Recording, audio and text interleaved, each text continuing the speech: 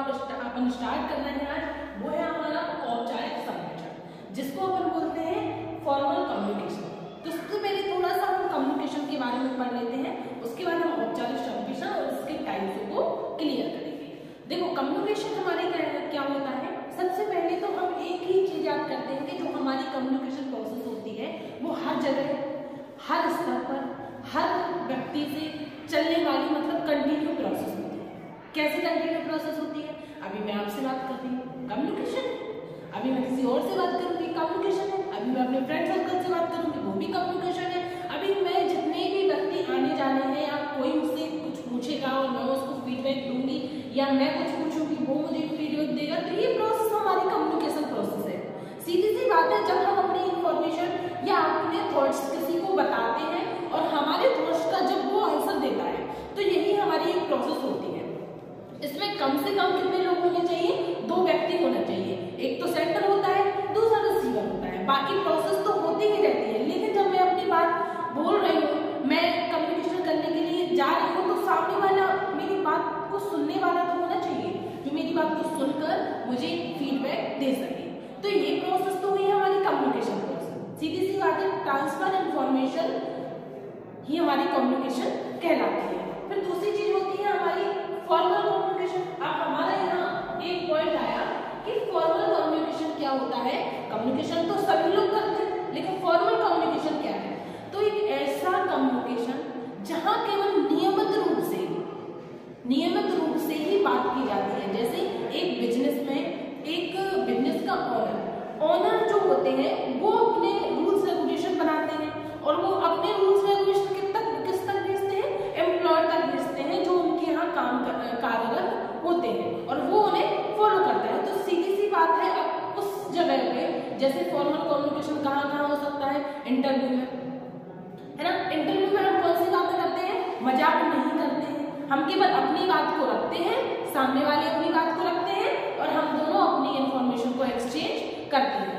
जैसे इंटरव्यू हुआ, एक बिजनेस के ओनर से बात ली हुई हो, जहां हमारी हंसी मजाक वाली बातें नहीं होती हैं, केवल नियमित रूप से काम करने की बातें होती हैं, वही कम्युनिकेशन हमारा फॉर्मल कम्युनिकेशन कहलाता है। नियमित रूप से, और जो लेखा जोखा होते हैं उनसे संबंधित बातें, एक ओनर और एक एम्प्लॉयर के बीच में कम्युनिकेशन होना, और ऐसे जहां भी फालतू की बातें ना की जाए, केवल एक प्रोफेशनल तरीके से बातें की जाए, केवल काम के संबंध में बातें की जाए, वही बातें हमारी क्या कहलाती हैं? फॉर्मल कम्युनिकेशन कहलाती है ना। अब फॉर्मल कम्युनिकेशन को 2 टाइप में अपन करते हैं। सबसे पहले तो है हमारा डाउनवर्ड, और फिर है हमारा अपवर्ड कम्युनिकेशन। देखो डाउनवर्ड कम्युनिकेशन क्या होता है? डाउनवर्ड का मतलब क्या हुआ? डाउन, नीचे तक। डाउन का मतलब क्या हुआ? ऊपर से नीचे तक। अब कोई ऐसा गिर रहा है तो हम क्या कहेंगे?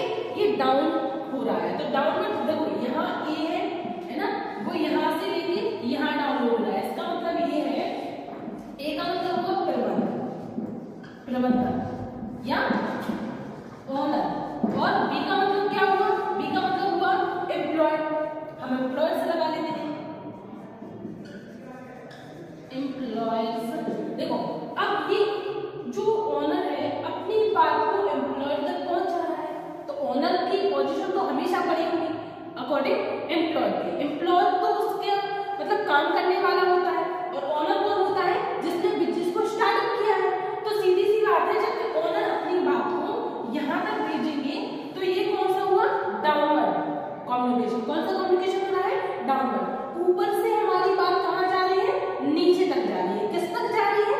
एम्प्लॉय तक जा रही है। तो सीधी सी बात है, जैसे हमसे बड़ी, जैसे मैं आपसे कोई बात बोलती हूँ, तो वो कौन सी बात होती है हमारी? डाउनवर्ड। जैसे आप अपने से छोटे बच्चे से कोई बात बोलते हो, तो कौन सी बात हो रही है? डाउनवर्ड। मतलब सीधा सा है कि आप बड़े हो, अगर आप बड़े हो और आप अपने छोटों से जो भी बात करोगे वो डाउनवर्ड कम्युनिकेशन में आ गया, क्योंकि बात हमारी ऊपर से, आप बड़े हो, और नीचे से छोटे की तरफ बात को पार्सल किया जा रहा है। छोटा व्यक्ति भी अपनी बात बोल सकता है, लेकिन उसको हम डाउनवर्ड कम्युनिकेशन नहीं कहेंगे। क्यों? क्योंकि अब छोटा अगर कोई व्यक्ति बात बोलता है तो बात नीचे से आएगी ना ऊपर की तरफ। यहाँ बात कहाँ से जा रही है? ए से बी तक जा रही है, और अगर कोई छोटा बात करेगा तो यहाँ ए से यहाँ बी तक जाएगी।